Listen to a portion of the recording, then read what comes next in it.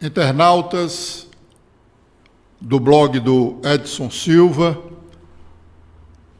antecipadamente os nossos agradecimentos pela audiência. O nosso entrevistado de hoje é o deputado estadual Fernando Santana, um dos representantes da bancada do PT na Assembleia Legislativa. Ele é o vice-presidente, o primeiro vice-presidente da Casa, é o homem que preside praticamente todas as sessões ordinárias do Legislativo, tem uma atuação muito importante, porque além de dirigir os trabalhos das sessões do Legislativo cearense, ainda é um assíduo da tribuna da Casa. Deputado, eu antecipo os agradecimentos desta nossa entrevista, à sua disposição de falar conosco, e pergunto inicialmente, como está o deputado Fernando Santana sem o plenário da Assembleia, vivendo este momento de dificuldade que toda a população brasileira e uma boa parte da população mundial experimenta? Bom, Edson, primeiro, saudar todos que lhe assistem, a sua audiência, e essa audiência, ela percorre o Ceará inteiro, então quero aqui abraçar nossas irmãs e irmãos de todo o estado do Ceará, ao passo que cumprimento todos que fazem parte da sua equipe. Para nós, Edson, é complicado, porque nós temos a cultura de presencialmente tocar, abraçar, dialogar, é uma coisa cultural nossa, né, de nós brasileiros e em especial de nós nordestinos. Então tá muito difícil conviver com esse momento difícil, e fora do plenário a gente tentando se reinventar nos trabalhos aqui de forma virtual, como nós estamos fazendo aqui agora. Mas realmente eu sinto falta do plenário, do trabalho presencial, do contato físico com as pessoas, ouvir as pessoas presencialmente tem uma especialidade diferenciada, e evidentemente que eu peço a Deus que logo, logo a gente passe por tudo isso. É um momento muito complicado, Edson. Eu estou no Cariri há pouco mais de 60 dias, enfrentamos o pico em Fortaleza, né? E agora estamos enfrentando o pico aqui na região do Cariri, que tem nos preocupado muito. Então, nós estamos todos apreensivos, mas nós estamos, pelo menos aqui, eu, junto com a minha família, nós estamos bem de saúde aqui no Cariri, mas estou muito preocupado com o crescimento da pandemia aqui na minha região.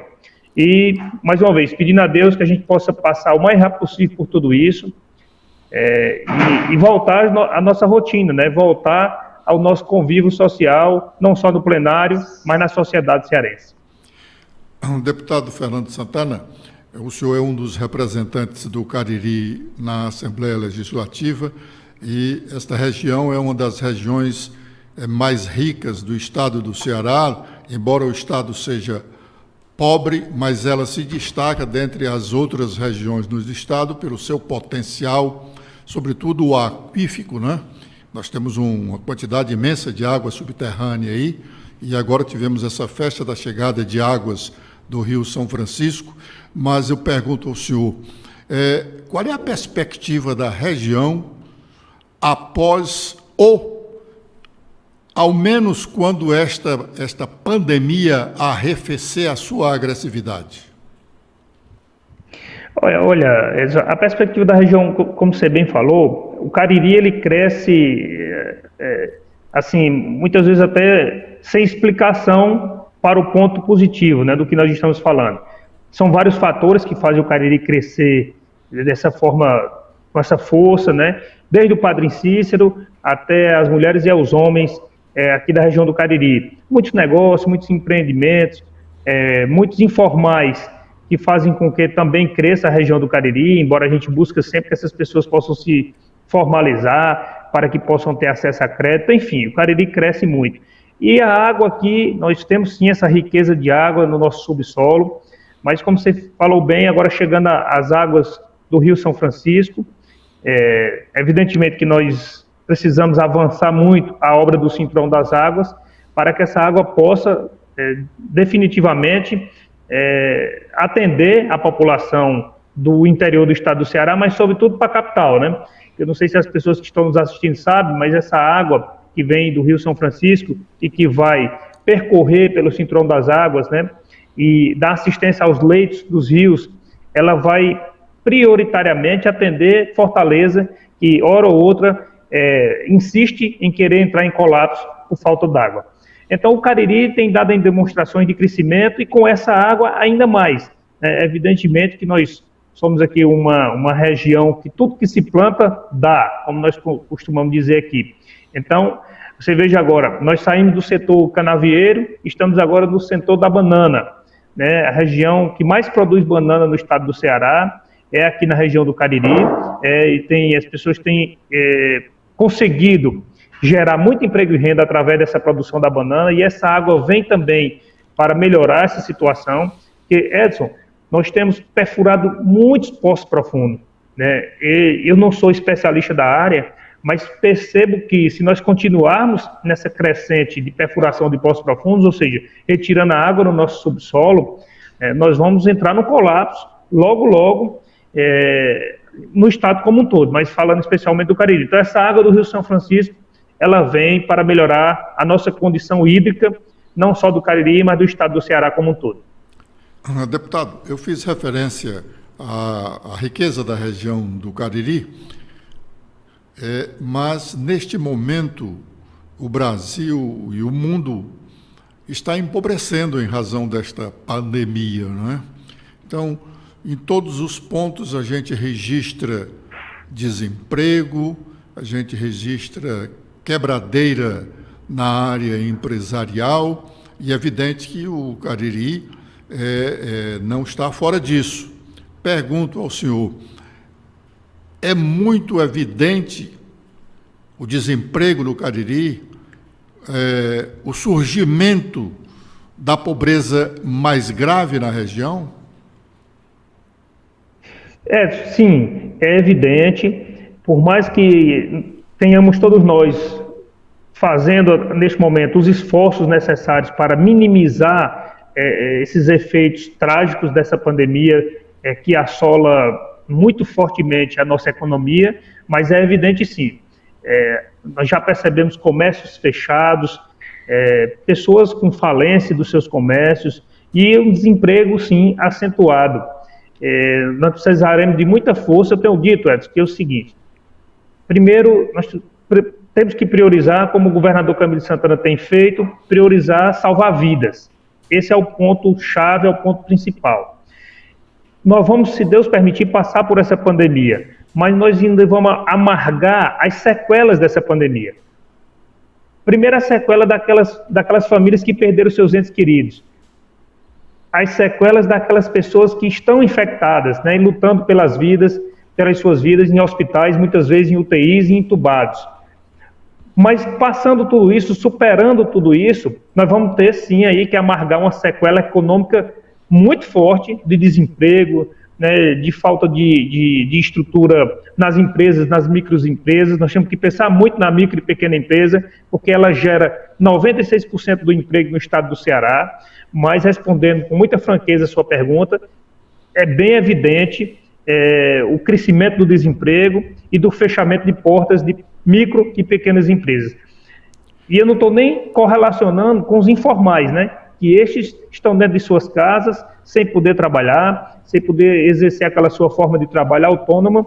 Então a gente não tem nem como mensurar em números como é que essas pessoas que trabalham de forma autônoma estão nesse momento vivendo, a não ser pelo benefício que recebem do governo federal, a não ser pelos benefícios que o governo do estado do Ceará tem feito, como o não pagamento de água e esgoto, de energia, né, o cartão que dá direito ao estudante no estado do Ceará comprar o seu alimento. Então são vários fatores que têm feito aí como que possa minimizar esse empobrecimento da nossa população neste momento da pandemia. Mas é evidente sim o desemprego, nós temos que dar as mãos e lutar muito para voltar a nossa economia e voltar a empregar o nosso povo.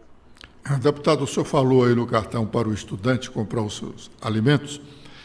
Mas o senhor fez um projeto de indicação para o governo do estado estender a merenda escolar nos períodos de férias dos estudantes, aliás, quando nem se imaginava que iríamos experimentar uma dificuldade tão grande quanto esta. Esse cartão que o governo oferta aos estudantes, dá para suprir a alimentação? Não dá para suprir, mas veja bem, ele é uma ajuda considerável nesse momento, porque ele veio para todos os estudantes. E quando nós estávamos na normalidade das aulas, nem todos os estudantes eles fazem a sua refeição na escola, né? Esse projeto a qual você faz referência, antes da pandemia, como você bem falou, a gente nem imaginava passar por isso. Esse projeto, a gente pensava o quê? No período de férias, esses estudantes eles só têm uma alimentação, uma refeição durante o dia, e é essa refeição da escola, balanceada, de qualidade, né, nutricional, mas só tem uma. Então, nós pensamos que em 60 dias de férias durante o ano, esse aluno, junto com a sua família, ele passa muita dificuldade por não ter o alimento em sua casa. Agora, na pandemia, respondendo à sua pergunta, esse cartão que o governador Ora forneceu para os estudantes, ele é de R$80, 2 parcelas de R$40, né? E como o estudante, o aluno, ele está em casa, então terminará com que esse cartão se some aos outros benefícios da família e possa minimizar a situação problemática que a família está passando aí, de falta, muitas vezes, até de alimento. Então, suprir talvez não, mas somado com os outros benefícios que, nesse momento, a União e o governo do Estado têm concedido às pessoas, eu não tenho dúvida que dá para a gente passar e superar esse momento difícil, esse momento de dificuldade. Deputado, esse momento vai passar e nós torcemos para que ele passe logo, não é? Todos nós, todos os brasileiros, todas as pessoas do mundo que é vítima dessa realidade. Mas, enquanto não passa, a gente tem que trabalhar esperando que ela passe logo. E os políticos têm uma campanha aqui na porta. Está se discutindo hoje que se realiza realmente as votações ou se realiza o calendário eleitoral como estava programado em outubro. O Senado já adiou para novembro, mas está havendo um impasse lá na Câmara. Talvez aprove essa mudança para novembro, mas a minha pergunta é: como fazer política, sobretudo em relação às eleições municipais, numa situação desta? Olha, a minha posição pessoal, sabe, o meu juízo de valor para o ano de 2020 é que nada que fosse gerar aglomeração pudesse acontecer. Para mim, pessoalmente falando, até o adiamento das eleições para 2021, 2022, assim, ao meu juízo de valor, era considerável. Porque tudo que fizer esse ano que aglomere, corre o risco, né, da pandemia voltar, se ela já tiver passado. Se ela não tiver passado, corre o risco, né, das pessoas se infectarem. Então, tudo isso tem que ser visto pelos estudiosos, por aqueles que fazem a nossa área sanitária no nosso país, enfim. Mas, se for ter mesmo as eleições, aqueles que são candidatos, e todos nós que trabalhamos na área da política, vamos ter que nos reinventar da forma de fazer política. Nós estamos aprendendo a cada dia aqui como é que a gente pode agora interagir com a população, interagir com os amigos, com a família, né? E vamos ter que aprender a fazer uma campanha que não possa ter o contato físico, que não possa ter o olho no olho, né? Que é muito difícil se fazer uma campanha dessa maneira. Por isso que eu faço um juízo de valor que esse ano de 2020 não pudesse acontecer nada que aglomere, né? Para que a gente pudesse atravessar tudo isso, e aí 2021 seria um ano da superação, né? Seria o ano em que a gente, todos nós, de mãos dadas, iríamos superar o 2020, historicamente ficou nas nossas vidas como o ano da pandemia. Mas as leis são feitas lá pelo Senado e pela Câmara, né, do ponto de vista de adiamento ou não da pandemia, das eleições, mas o que está colocado no Senado é que já está adiando para novembro, e a Câmara está tendo um impasse. Creio eu que vai adiar, sabe, Edson, pelo que eu tenho acompanhado. E aí, repito, não vai ser fácil fazer uma campanha que não tem o olho no olho, que não tem o contato físico, né? Muitos talvez não seja uma lei, mas seja a ética, né, de fazer isso de modo virtual, mas muitos vão desvirtuar isso e vão querer ter o contato físico. Nós sabemos como é que funciona. Então, enfim, vai ter que ter muita regra e as pessoas cumprir essas regras para que as eleições não se transformem aí num momento em que as pessoas possam perpassar o vírus para outras pessoas. Deputado, realmente o posicionamento do senhor é o posicionamento de uma boa parte dos políticos. Aliás, o impasse principal na Câmara dos Deputados é exatamente por conta disso. Tem um grupo de parlamentares motivado por mobilização de prefeitos, com a alegação que o senhor lançou aí agora para adiar, prorrogar o mandato dos atuais vereadores e deputados em razão desta situação. Mas tudo indica que será muito difícil disso acontecer. E eu pergunto a última indagação: como o senhor está fazendo como líder, um dos líderes políticos aí da região, com influência, sobretudo, em Barbalha, em Juazeiro e em outros municípios, como está fazendo para satisfazer a ansiedade dos seus liderados? Olha, você tem ideia, em Barbalha, nosso grupo político, nós somos adversários do atual prefeito, né? E mesmo sendo adversário do atual prefeito, eu repito, eu faço um juízo de valor que essas eleições pudessem ser prorrogadas até 2022, né, por conta da pandemia. Faço até uma crítica que sei que Barbalha iria sofrer muito, ou talvez aí houvesse mudança, né, na forma de pensar e de agir do atual gestor e pudesse até melhorar. Mas mesmo com tudo isso, eu ainda faço um juízo de valor que pudesse ser adiado para 2022, para que a gente pudesse passar por essa pandemia. Mas, respondendo à sua pergunta, eu tenho tentado atender aqui os prefeitos, os vereadores, as lideranças que nos acompanham, né?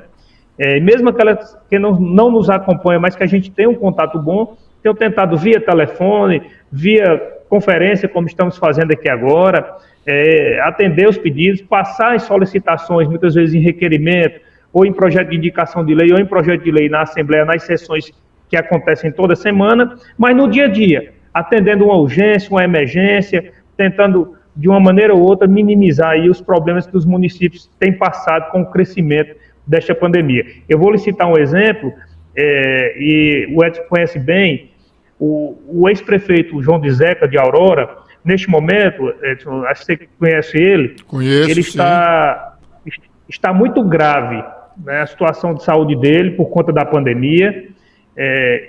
Eu falo isso porque ele não é meu eleitor, ele tem um sobrinho que foi candidato a deputado, que é o Davi do Raimundão, e eu tenho feito contato... Irmão do ex-prefeito de Juazeiro, do Raimundão, né? Irmão do Raimundão e pai do atual prefeito de Aurora, do Júnior. E eu tenho conversado com eles diariamente, tentando ajudar de alguma maneira, dar uma palavra, porque com o problema da Covid-19 atingindo o João de Zeca, a população de Aurora se preocupou muito, né? Então a gente tem tentado atender as pessoas, ouvindo, mesmo aquelas que votaram na gente e aquelas que não votaram. Essa é a forma que a gente tem tentado trabalhar, né, durante essa pandemia para minimizar os problemas que essa pandemia tem causado nas pessoas.